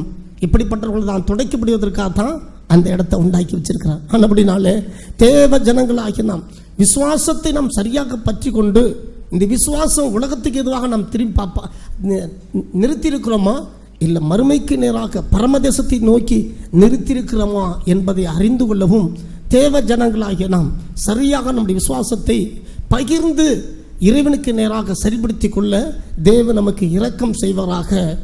விசுவாச வாழ்க்கையில் கஷ்டம் வரும். அந்த கஷ்டம் ஒருபோதும் நம்மளை இந்த விசுவாச பாதையிலிருந்து நம்மளை தள்ளி விடாது. நாம தான் ஒரு வேளை வேண்டான்னு சொல்லுவோம் ஒழிஞ்சு அந்த கஷ்டங்கள் பாரங்கள் அது நம்மளை ஒருபோதும் தள்ளிவிடாது. இயேசு கிறிஸ்துவினுடைய சிலுவை அது ஒருபோதும் நம்மளை தள்ளிவிடாது. அது நம்மை சுமப்பதற்காக தரப்பட்டிருக்கிறது. அதற்கு நாம் கீழ்ப்படிந்தால் அது நம்மை சுமந்து கொள்ளும், இல்லாவிட்டால் அது நமக்கு கனமாய் தோன்றும். தேவ ஜனங்களாகிய நாம் நன்றாக அறிந்து கொண்டு இறைவன் நமக்கு வைத்திருக்கிற மகா மேன்மையான விசுவாசத்தை நாம் பற்றி கொள்ள வேண்டும் என்று இறைவன் விரும்புகிறார். 1 பேதுரு புத்தகத்தில் அதே 1 அதிகாரம் 7வது வசனத்தை வாசிங்க. அழிந்து போகிற பொன் அக்கினினாலே சோதிக்கப்படும். அதிக விலையேறப்பட்டதா இருக்கிற உங்கள் விசுவாசம் சோதிக்கப்பட்டு இயேசு கிறிஸ்து வெளிப்படும் போது உங்களுக்கு புகழ்ச்சியும் கனமும் மகிமையும் உண்டாக காணப்படும். அழிந்து போகிற பொன் அக்கினினாலே சோதிக்கப்படும் என்று சொல்லுகிறார். ஒரு கொள்ளையாசாரியிட்ட கொண்டு தங்கத்தை கொடுத்தா அது உருக்கி பார்ப்பாங்க, அது எவ்வளவு தூரம் தங்கம் சேர்த்திருக்கப்பட்டிருக்கிறது என்பதை. தங்கத்திற்கு இணையாக இந்த காப்பருங்கிற மெட்டல் அதில் கலந்து சேர்ப்பாங்க. அது 24 கேரட்டுங்கிறது சுத்த தங்கம், 18 கேரட்டுங்கிறது 18 கிராம் தங்கமும் 6 கிராமும் அதுக்கு காப்பரும் சேர்ந்தப்பட்டது. காப்பர் எந்த அளவுக்கு சேர்கிறதோ அந்த அளவுக்கு அந்த தங்கத்துக்கு குறைகிறது. சுத்த தங்கம் 24 கேரட்னு சொல்லுவாங்க. இப்படி இருக்க தேவ ஜனங்களாகி நாம் அப்படி சுத்தமான தங்கமாக இந்த உலகத்தில் இருந்தாலும் இந்த சுத்தமான தங்கம் அது அழிந்து போகக்கூடியது. இந்த உலகத்தில் உள்ளது எல்லாமே அது அழிந்து போகக்கூடியது தான். இந்த உலகத்தில் எதுவுமே அது நினைக்கிறது இல்லை, எல்லாமே அழிந்து போகக்கூடியது தான். ஆனால் அந்த அழிந்து போகிற அதாவது இந்த பூமியில் விலையேறப்பட்ட ஒன்று உண்டானால் அது பொண்ணு தான். என்ன சொல்லுவோம், தங்கம் தான் இந்த பூமியில் மிகவும் உயர்ந்த ஒரு பொருள். அந்த பொருள் அது அழிந்து போகக்கூடியது, அது மாத்திரமல்ல, அந்த அழிந்து போகக்கூடிய பொருளும் அது சோதிக்கப்பட வேண்டும். எவ்வளவு இருக்குது அப்படின்னு சோதிக்கப்பட வேண்டுமா? அழிந்து போகிற பொண்ணே சோதிக்கப்பட வேண்டுமானால் அழியாத விசுவாசத்தை அடைகிறவர்களாகிய நாம சோதிக்கப்பட வேண்டியது எவ்வளவு அவசியம் என்பதை அறிந்து கொள்ள வேண்டும். இறைவன் நமக்கு தந்திருக்கிறதான விசுவாசம் அது ஒருபோதும் அழிந்து போகிறதில்ல. அந்த விசுவாசம் சோதிக்கப்பட வேண்டியது எவ்வளவு முக்கியமானது என்பதை அறிந்து கொண்டு அதற்காகத்தான் இறைவன் நமக்கு வாழ்க்கையில சோதனையை வைத்திருக்கிறார். சோதனை மனுஷனுக்கு ஏன் வருது தெரியுமா? அழிந்து மிக உயர்ந்த மெட்டல் தான் நம்முடைய எல்லாரும் பயன்படுத்தக்கூடியது, எல்லாரும் கனம் பண்ணக்கூடியது. இந்த பூமியில உயர்ந்த ஒரு பொருள், அந்த பொருள் அது அழிந்து போகக்கூடியதாக இருந்தாலும் அது சோதிக்கப்பட வேண்டியது அவசியமானதால் இறைவன் நமக்கு பரலோகத்திலிருந்து தந்திருக்கிறதான அந்த பொருள், அந்த விசுவாசம் என்கிற பொருளானது அது எவ்வளவு சோதிக்கப்பட வேண்டியது அவசியம். அப்படினால எத்தனை கேரட் இருக்கிறோம் என்பது இறைவன் நம்மளை கண்டுபிடிப்பதற்காக இறைவன் நமக்கு புடம் என்கிற சோதனையை உண்டாக்குகிறார் விசுவாசத்தில். ஏன் தெரியுமா? இந்த காப்பர் எந்த அளவுக்கு சேர்ந்திருக்கிறது, தங்கம் எந்த அளவுக்கு சேர்ந்திருக்கிறது என்பது கொள்ள ஆசாரியன் அதை உருக்கி பார்க்கறது போல நம்முடைய வாழ்க்கையில் சோதனை என்றதான ஒரு புடத்தை போட்டு நமக்கு உருக்கி பார்க்கிறார். உருக்கி என்ன பண்ணுகிறார்? இந்த உலகத்தில் உண்டானது எல்லாவற்றையும் நீக்கிவிட்டு, அந்த காப்பர்லாம் நீக்கிவிட்டு சுத்த தங்கமாக இறைவன் நம்மளை மாற்ற வேண்டும் என்று விரும்பியிருக்கிறார். அதற்காக தான் வாழ்க்கையில் இந்த சோதனை தந்திருக்கிறார். அந்த சோதனை இந்த பூமிக்குரியல் எல்லாமே நம்மிடத்திலிருந்து எடுத்து போடும். இந்த சோதனை பூமிக்குரிய எல்லாவற்றிலிருந்து நம்மிடத்திலிருந்து அப்புறப்படுத்தி விடும். ஆனபடினாலே தேவ ஜனங்களாகி நாம் நம்மளை ஒரு சுத்த உயர்ந்த பொண்ணாக மாற்ற வேண்டும் என்று விரும்பியிருக்கிற தேவன், சுத்தமான ஒரு மகிமையான ஒரு நிலையை நமக்கு அடைய வேண்டும் என்று இருக்கிற தேவன் நம்முடைய வாழ்க்கையில் ஒரு சோதனையை உண்டாக்குகிறார். அந்த சோதனை உங்களை எத்தனை வருஷமாக இருக்கிறதோ தெரியாது, எத்தனை நாட்களாக இருக்கிறதோ தெரியாது, எத்தனை மாசமாக இருக்கிறது தெரியாது. அந்த சோதனைக்கு நீங்கள் கீழ்ப்படுங்க, அந்த சோதனைக்கு நீங்கள் உட்படுங்க. தேவன் உங்களை சுத்த பொண்ணாக மாற்றி விடுவார். நம்மளை சுத்த பொண்ணாக மாற்றுவதற்காக தேவன் நம்முடைய வாழ்க்கையில் சோதனையை தந்து அதன் மூலமாக நம்மளை பரிசுத்தமாக்குகிறார் என்று வேதம் நமக்கு கற்பிக்கிறது. அப்படினால் தேவ ஜனங்களாகி இருக்கிற நாம், விசுவாசத்தை பெற்றிருக்கிற நாம், நம்முடைய விசுவாசத்தை பெற்றிருக்கிற நாம் எதை தேடுகிறோம்? இம்மையை தேடுகிறோமா அல்ல மறுமையை தேடுகிறோமா? விசுவாசத்தை பெற்றிருக்கிற நாம் அது அதான் எப்போதும் நம்ம சந்தோஷத்தை தேடுகிறோமா, இல்லை மகிமைக்கு ஏதுவாக பாடுகளை தேடுகிறோமா என்பதை அறிந்து கொள்ள வேண்டும். இதுவே நம்முடைய மகிமையில் இறைவன் வெளிப்படும் பொழுது நம்மளை அவரின் மகிமையிலே சேர்க்கும். அநேகர் விசுவாசத்தை விட்டு ஓடி போனார்கள், அநேகர் விசுவாசத்தை விட்டு வழுகி போனார்கள். தேமாய் பிரபஞ்சத்தின் மேல் ஆசை வைத்து அவன் என்னை விட்டு பிரிந்து போனான் என்று மிகுந்த வேதனையோடு அப்போஸ்தலனாகிய பவுல் சொல்லுகிறதை நாம் வாசித்திருக்கிறோமே. தேவ ஜனங்களாகிய நாம் விதமாக இறைவன் அழைத்த அழைப்புக்குள் நின்று கொண்டு நமக்கு வைத்திருக்கிற மகா மேன்மையாக ரட்சிப்பை பூர்ணப்படுத்தி இறைவன் வெளிப்படுகிற பொழுது விசுவாசத்தை நம்மிடத்தில் கண்டு அந்த விசுவாசத்தில் நமக்கு உண்டாயிருக்கிற மகிமையை இறைவன் பார்த்து நமக்கு வைத்திருக்கிற மகாபெரிய உன்னதத்தில் உண்டான தேவனுடைய மகிமை நமக்கு அருளும்படி இறைவன் நமக்கு இரக்கம் செய்வாராக. இதே சோதனை அன்றைய காலத்துல எல்லாம் எல்லாருமே வாழ்க்கையில் சோதனை மூலமாக கூடி வந்தவர்கள் தான். இந்த பூமியிலும் நம்ம விட்டு பிரிக்கும்படி தேவன் சோதனை ஆரம்பித்து இதை செய்கிறார். லூக்கா எழுதின சுவிசேஷம் 22வது அதிகாரம் 40வது வசனத்தை வாசிக்கிற பொழுது வாசிங்க. அவ்விடத்தில் சேர்ந்த பொழுது அவர் அவர்களை நோக்கி நீங்கள் சோதனைக்குட்படாதபடிக்கு ஜெபம் பண்ணுங்கள் என்று சொல்லி சோதனைக்குட்படாதபடிக்கு ஜெபம் பண்ணுங்கள் என்று சொல்லி அவர்களை விட்டு கல்லறை தூரம் அப்புறம் போய் முழங்கால் படியிட்டு பிதாவே உமக்கு சித்தமானால் இந்த பாத்திரம் என்னை விட்டு நீங்கும்படி செய்யும். ஆமா, கஷ்டமான சூழ்நிலையில் உங்கள் வாழ்க்கையில் வருதா, அடிக்கடி ஜெபம் பண்ணுங்க. தேவன் கொடுக்கிற ஆலோசனை அதுதான், அடிக்கடி ஜெபம் பண்ணுங்க. இயேசு கிறிஸ்து சிலுவையில் அடிக்கப்பட போகிறார் என்பது இயேசுக்கு தெரியுமே. ஆன போதிலும் ஒரு 3 முறை போய் ஏன் ஜெபம் பண்ண வேண்டும்? 3 முறை போய் கல்லறைய தூரம் நின்று போய் முழங்கால் படிட்டு இறைவனை நோக்கி பிதாவே இந்த பாத்திரம் என்னை விட்டு நீங்க கூடுமானால் நீங்கும்படி செய்யும், ஆகிலும் என்னுடைய சித்தத்தின்படி அல்ல என்று ஜெபம் பண்ணுகிறதுக்கு காரணம் என்ன? அது தெரியுமே, அவர் தேவன் அல்லவா, அவருக்கு தெரியும் அடிக்கப்பட போறோம் என்பது தெரியும். ஆன போதிலும் இறைவன் நமக்கு முன்மாதிரியாக பாடுகள் இல்லை, கஷ்டங்கள் இல்லை, எந்த அளவுக்கு நாம் ஜெபம் பண்ணுகிறோமோ அந்த அளவுக்கு இறைவனிடத்தில் ஒப்பு கொடுக்க அந்த பாடுகளினுடைய பாரங்கள் நம்மிடத்தில் குறைந்து போகும். அதற்காகவே தேவன் நம்மளை கற்றுக் கொடுக்கும்படி அவர் கல்லறை தூரம் போய் நின்று சீசரிடம் சொன்னார், சோதனைக்கு உட்படாதபடிக்கு நீங்கள் ஜெபம் பண்ணுங்கள் என்று சொல்லிவிட்டு கல்லறை தூரம் போய் நின்று பிதாவே இந்த பாத்திரம் நீங்கள் என்னை விட்டு நீங்க கூடுமானால் நீங்கும்படி செய்யும், அது என்னுடைய சித்தத்தின்படி அல்ல, நம்முடைய சித்தத்திற்கு என்னை ஒப்பு கொடுக்கிறேன் என்று ஜெபம் பண்ணுகிறார். வாழ்க்கையில் கிறிஸ்துவனுடைய வாழ்க்கையில் பாடல் உண்டு. அந்த மத்தியில் நாம் ஜெபம் பண்ண வேண்டியது அவசியம். எந்த அளவுக்கு ஜெபம் பண்ணுகிறோமோ அந்த அளவுக்கு நமக்கு தேவ பலன் உண்டாகும் என்று இறைவனுடைய வார்த்தையை நம்ம கற்பிக்கிறது. அவர்கள் ஜெபம் பண்ணின பொழுது அவர்கள் கூடியிருந்த இடம் அசைந்தது. கஷ்டம்தான், கஷ்டத்தின் மத்தியில் சீசர்கள் கூடியிருந்து ஜெபம் பண்ணுகிறார்கள். ஜெபம் பண்ண உடனே தேவன் அந்த சத்தத்தை கேட்டு, அவர்கள் ஜெபம் பண்ணுகிறதுக்கு சத்தத்தை கேட்டு உங்களுடைய ஜெபத்தை நான் ஏற்றுக்கொள்கிறேன் என்றதற்கு அர்த்தமாக அந்த இடத்தை அசைத்து காண்பித்தார்.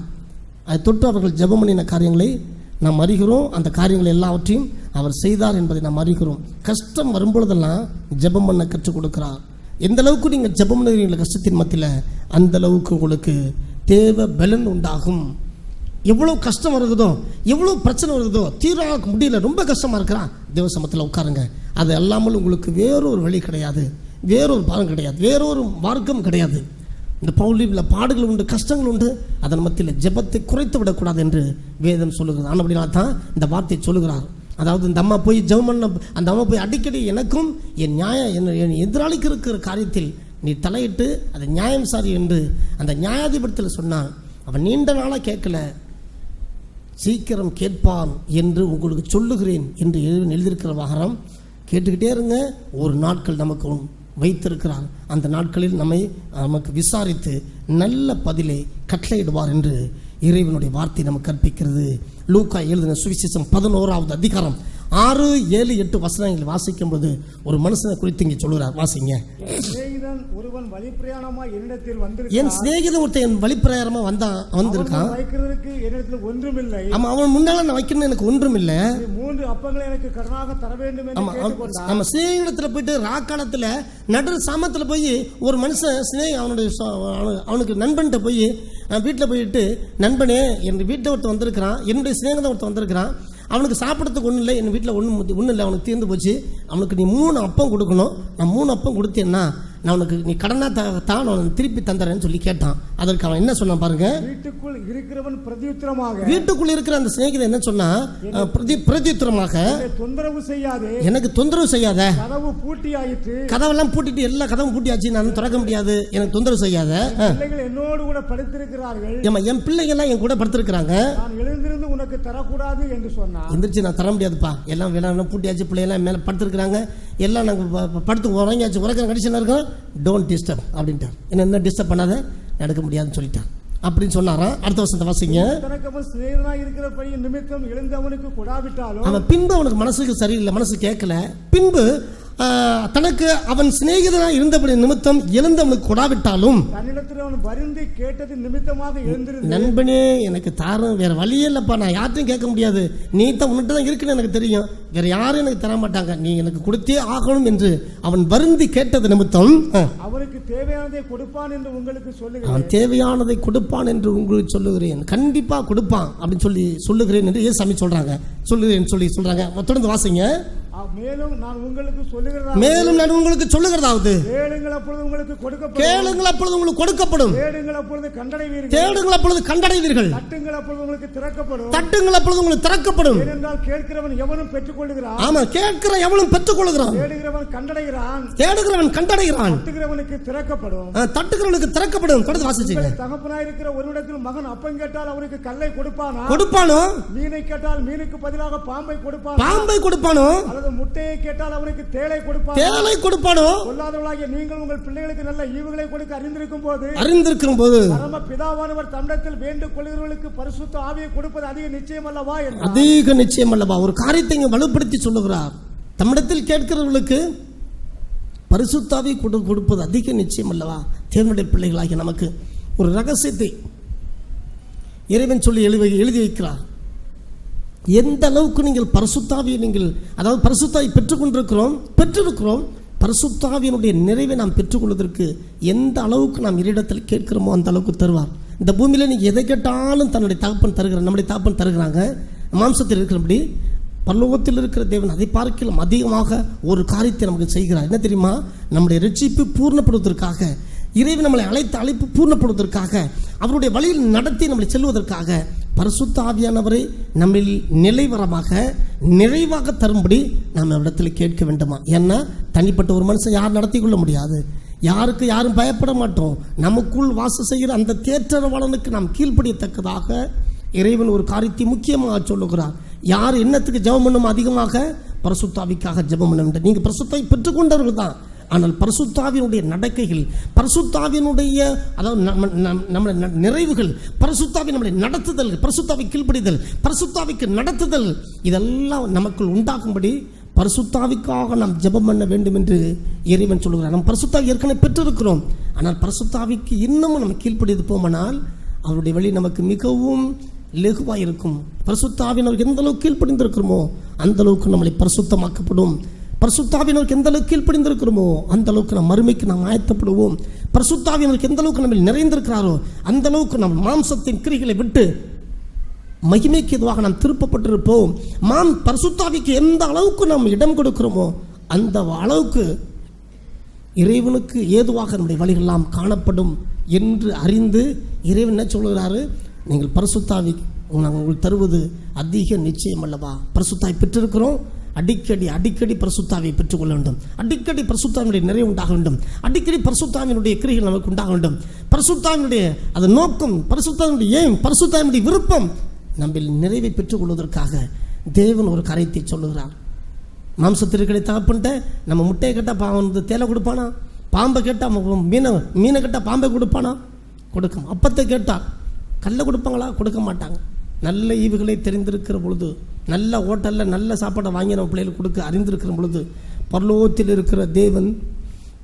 இருக்கிற தேவன் பரிசுத்தாவியை நமக்கு அளவில்லாமல் தந்து அவர் மூலமாக நம்மளை பூர்ணப்படுத்துவது எத்தனை நிச்சயம், அது எவ்வளவு ஆச்சரியமானது, அது எவ்வளவு அதிசயமானது. ஆனால் அப்படின்னால இந்த பூமியில் இறைவனுக்குள்ளாக வாழுவதற்கு, அந்த விசுவாச பாதையில் நடப்பதற்கு, விசுவாசத்திற்குள்ளாக நாம் ஆழ்ந்து செல்வதற்கு, விசுவாசத்திற்கு நேராக நம்மளை செவ்வைப்படுத்துவதற்கு தேற்றரவாளனாகிய பரிசுத்த ஆவியானவர் நமக்கு அடிக்கடி தேவை. அடிக்கடி அவருக்குள்ளாக நிறைவுபடுத்தி கொண்டே இருக்க வேண்டும் என்று இறைவன் விரும்புகிறார். எபேசியர் நிருபம் 3வது அதிகாரம் 15வது வசனத்தில் இறைவன் சொல்லுகிற வார்த்தையை வாசித்து நிறைவு செய்வோம். எபேசியர் நிருபம் 3வது அதிகாரம் 15வது வசனம். அந்த கர்த்தராய் இருக்கிற இயேசு கிறிஸ்துவினுடைய பிதாவை நோக்கி முழங்கால் படியிட்டு நீங்கள் அவருடைய ஆவியினாலே உங்கள் மனசில் வல்லவளாய் பலப்படவும். ஆமா, அவர் ஆவியினாலே உள்ளான மனசில் நீங்கள் வல்லமையாய் பலப்படவும் சொல்கிறார். உள்ளான மனசினாலே, ஆவியினாலே உள்ளான மனசில் பலப்படவும் என்று சொல்றார். பரிசுத்தாய் பெற்ற உடனே அது பிறந்திருக்கிற குழந்தை அது வளர்ச்சி அடைகிறது அதிகமான நாட்கள் ஆகிறபடினாலே, வளர்ச்சிங்கிறது பல ஸ்டேஜ் அடையிறது போல ஆவிக்குள்ளான ஸ்டேஜ் அநேக இருக்கிறது என்பதை அறிந்து கொண்டு தேவ ஜனங்களாகிய நாம் உள்ளார்ந்த மனசில் ஆவிக்குள்ளாக பலப்பட அடிக்கடி பரிசுத்த ஆவி பெற்றுக்கொள்ள வேண்டும் என்று, பரிசுத்த ஆவிக்குள்ளாக நாம் நிரப்பப்பட வேண்டும் என்று, பரிசுத்த ஆவிக்குள்ளாக நாம் உள்ளாக்கப்பட வேண்டும் என்று இறைவன் விரும்புகிறார். இறைவன் நமக்கு வைத்திருக்கிற விசுவாச பாதையில் நம்மளை நடத்துவதற்கு மனுஷரால் கூடாது, இறைவனால் கூடும். அதற்கு தான் இறைவன் யாருக்கு நீங்கள் கீழ்ப்படி மாட்டீங்கன்னு சொல்லி தான் நமக்கு பரிசுத்த ஆவியை தந்திருக்கிறார்.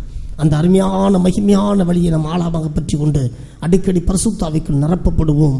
அதுவே இறைவன் நமக்கு தந்திருக்கிற மகா பெரிய கிருபை. இறைவன் நமக்கு விசுவாசத்தை தந்திருக்கிறார். தேவன் பூமியில் வெளிப்படும் பொழுது, மனுஷகுமாரன் வெளிப்படும் பொழுது பூமியிலே விசுவாசத்தை காண்பாரோ என்று கேள்விக்குரிய வைத்திருக்கிறார். தேவ ஜனங்களாகிய நாம் அந்த விசுவாசத்தை பற்றி கொள்ளுவோம். இம்மைக்கு விட்டுவிட்டு மறுமையை நாடுவோம்.